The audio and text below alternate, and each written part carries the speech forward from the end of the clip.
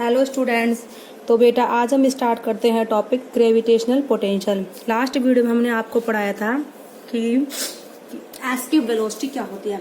Escape velocity क्या थी? वो वेलोसिटी जो किसी भी ऑब्जेक्ट को दी जाती है जिससे कि वो अर्थ के ग्रेविटेशनल पुल को लीव करके चली जाए। ठीक है, तो अब हम बात करते हैं नेक्स्ट टॉपिक ग्रेविटेशनल पोटेंशियल की।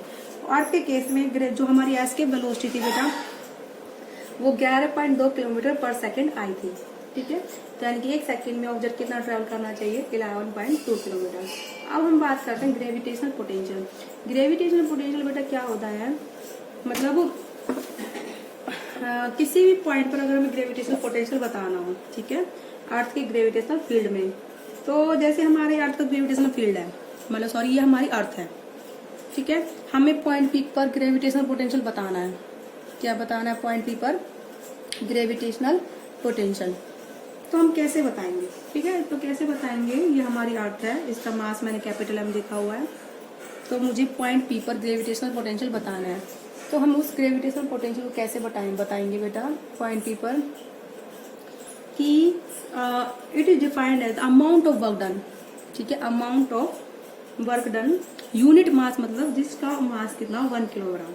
ठीक है, इंफिनिटी से कहाँ पर लाएंगे? पॉइंट पी पर, और जितना वर्क हमें करना पड़ेगा लाने में वही हमारा क्या होगा बेटा? Gravitational potential. ठीक है, तो इसको आप लिख लीजिए, यानी कि work done per unit mass. Work done per unit mass क्या कहलाता है बेटा? Gravitational potential. ठीक है, तो gravitational potential at a point, ठीक है, at a point is defined as, ठीक है, is defined as the amount of work done,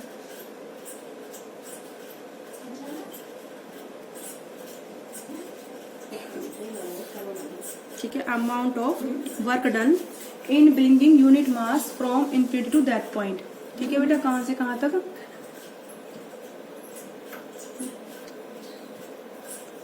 amount of work done in bringing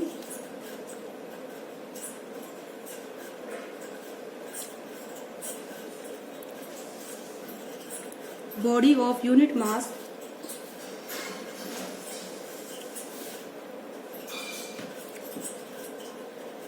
from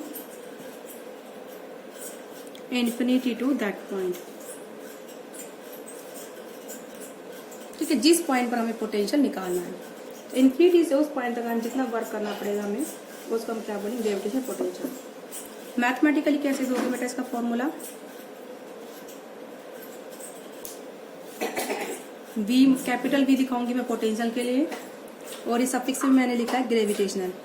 gravitational potential कितना होगा इसका फॉर्मूला? इसका फॉर्मूला आता है बेटा minus G capital M upon में स्मॉल आर। ठीक है, G is the gravitational constant, capital M is the mass of earth, R is distance from the center of earth to the point P जहां पर हमें potential निकालना है।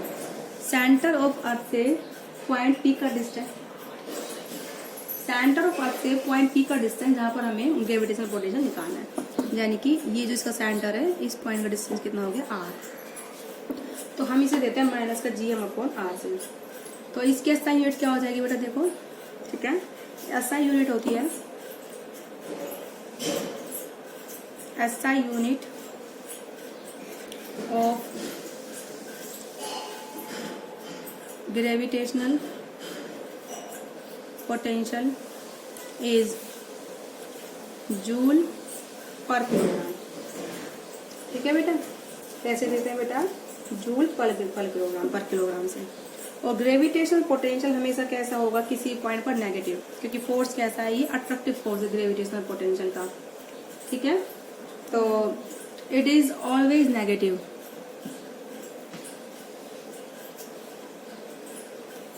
It is always negative.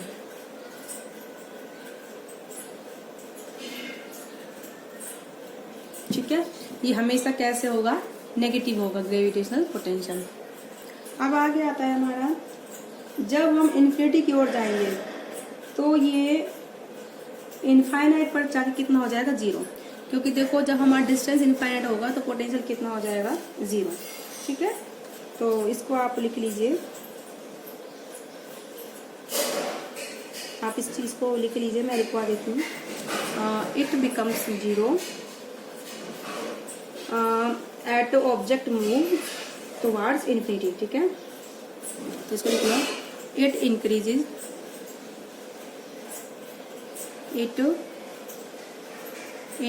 Spelling गलत हो गई, एक second. It increases as body move towards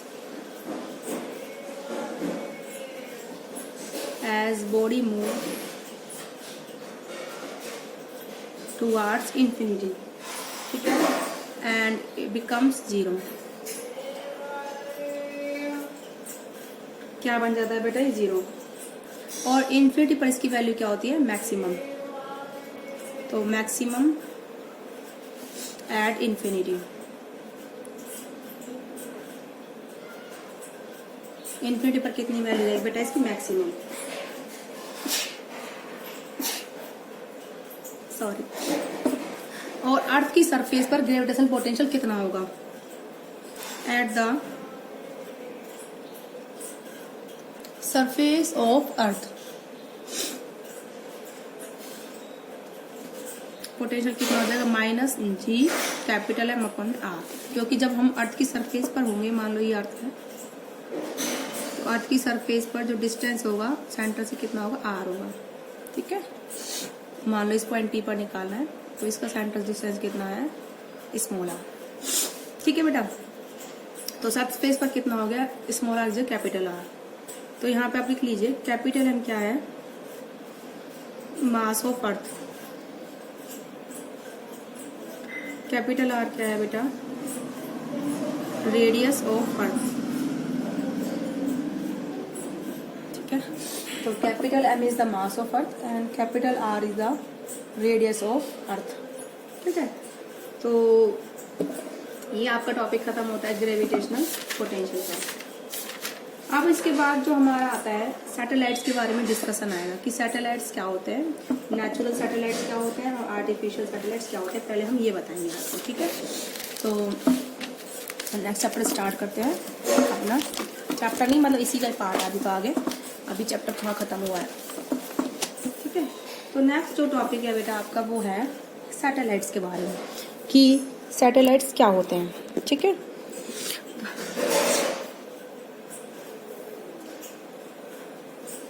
एक second, I am using the black pen for the heading. तो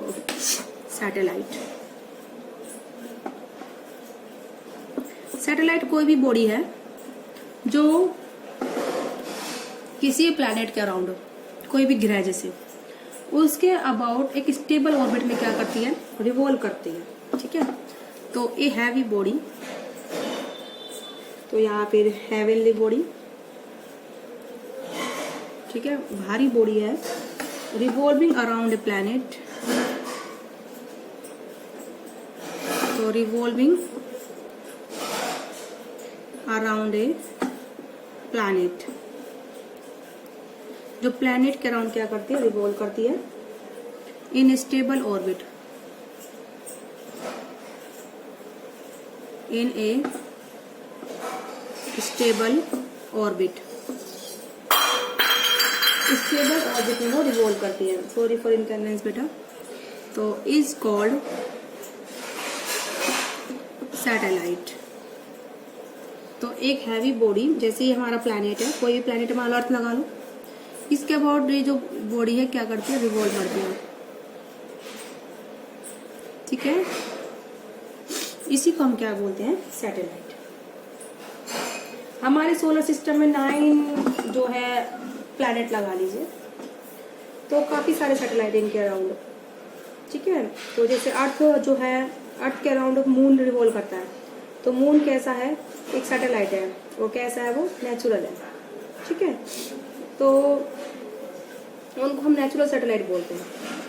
ठीक है, तो मून जो है एक राउंड 27.3 डेज में कंप्लीट करता है, जिसके अबाउट अर्थ के अराउंड। ठीक है, तो जैसे आप इनको आप बोल सकते हो, जैसे moon is the natural satellite of the earth. ठीक है, और काफी कई प्लैनेट्स के तो काफी सारे सैटेलाइट्स हैं। अब जैसे मरकरी, वीनस एंड प्लूटो, इनका कोई सैटेलाइट ही नहीं है। अर्थ का एक है, मार्स एंड नेपच्यून के 2 हैं, यूरेनस के 5 सैटेलाइट हैं, सैचुरन के 10 है, जुपिटर के 12 है। सबसे ज्यादा सैटेलाइट जुपिटर के हैं। ठीक है, दो कोई भी हैवी बॉडी जो प्लैनेट के अराउंड क्या करती है, रिवॉल्व करती है, उसको हम क्या बोलते हैं, नेचुरल सैटेलाइट। ठीक है, तो those heavy body which revolving, ठीक है, जो क्या करती है बेटा, रिवॉल्व करती हैं, या फिर those heavy body which round, जो क्या करती हैं, चक्कर लगाती हैं around a planet.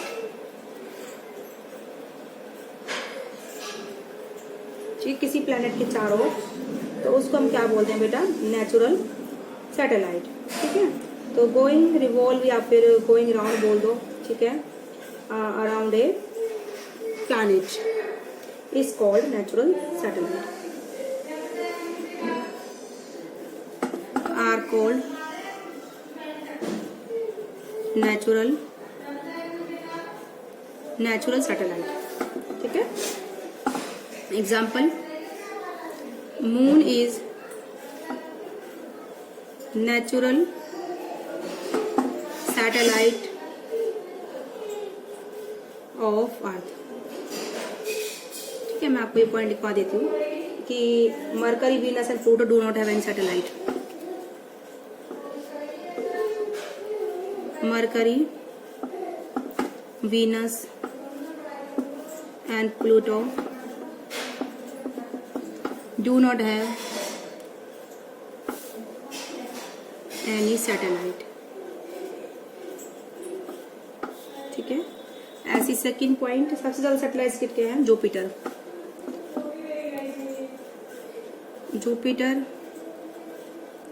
have 12 satellite. ठीक है, और जो मार्स है, ठीक है, मार्स है, नेपच्यून है, इनके कितने हैं, 2 हैं। मार्स एंड नेपच्यून हैव 2, है ना, अर्थ के पास तो एक है, सबको पता है। And Uranus have 5, Saturn have 10। इनको आप लिख लीजिए, आपको याद हो जाएंगे, इसलिए मैं लिखवा रही हूँ। यूरेनस हैव 5 एंड सैचुरन हैव कितने बेटा, 10 सैटेलाइट। बोले बात समझ में आ गई बेटा। इस तरीके से हम क्या बात करते हैं, सैटेलाइट की बात करते हैं। ठीक है, तो mercury, Venus, Jupiter, Uranus, Neptune and Pluto सबका बताया मैंने। सबसे ज्यादा जुपिटर के सैटेलाइट है, जो कितने हैं, 12। अब आते हैं उसके बाद आर्टिफिशियल सैटेलाइट, जिनको हम ऑर्बिट में पुट करते हैं किसी प्लैनेट के अराउंड, मैन के द्वारा पुट कर जाते हैं, इंसानों के द्वारा। उनको हम क्या बोलते हैं, आर्टिफिशियल सैटेलाइट। क्या बोलते हैं बेटा हम उनको, आर्टिफिशियल। तो ए सैटेलाइट पुट टू इन इट्स ऑर्बिट, ए सैटेलाइट, इसको आप लिख लीजिए, पुट टू इन इट्स ऑर्बिट, ठीक है, अराउंड ए प्लैनेट,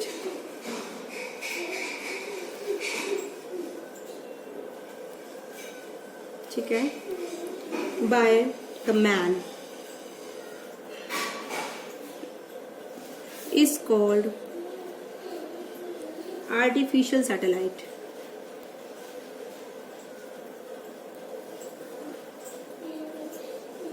क्या बोलते हैं बेटा हम उसे, आर्टिफिशियल सैटेलाइट। तो आपको आई होप समझ में आया होगा नेचुरल सैटेलाइट और आर्टिफिशियल सैटेलाइट क्या क्या है, अच्छे से समझ में आया होगा। आर्टिफिशियल सैटेलाइट तो बहुत सारे हैं, ठीक है, तो सबसे जो 1957 में ही जो सैटेलाइट लॉन्च कर दिए गए थे, सब जो ये था सबसे पहले सन 1957 में रशियन साइंटिस्ट थे जिन्होंने सबसे पहले सैटेलाइट पुट करा था अपना, जिसका वजन कितना था 83.6 kg। तो इसको आप एग्जाम्पल के तौर पर लिख लीजिए। फर्स्टली सबसे पहला, ठीक है, ऑन अक्टूबर 4, 1957, ऑन अक्टूबर 4, 1957, ठीक है। तो रशियन साइंटिस्ट फर्स्टली, सबसे पहले कौन से साइंटिस्ट थे बेटा? रशियन साइंटिस्ट, रशिया के साइंटिस्ट थे वो, ठीक है। Russian scientist put Sputnik first, जिसका नाम था स्पुतनिक 1, और वेट कितना था 83.6 kg, ठीक है, वेटिंग 83.6 kg, ठीक है। तो on October 4, 1957 firstly Russian scientist put Sputnik 1 waiting 83.6 kg, ठीक है, into an orbit around the earth,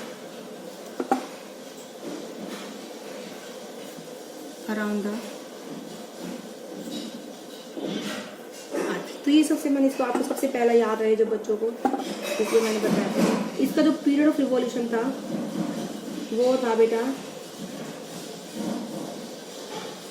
96.2 minute, और ये 58 दिनों तक इसने अर्थ के चारों चक्कर लगाए थे, ठीक है बेटा, 58 दिनों तक।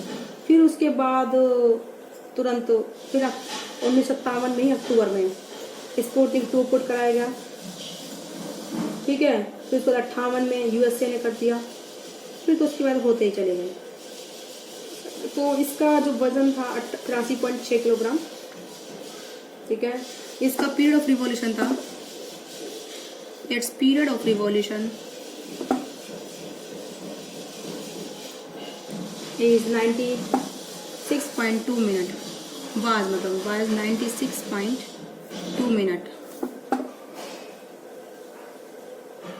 and it revolved for 58 days। तो 58 दिनों के लिए रिवॉल्व करा था। तो आई होप बेटा आपको समझ में आएगा कि सैटेलाइट्स क्या है, किस तरीके से मैंने आपको एग्जांपल भी बता दिया है।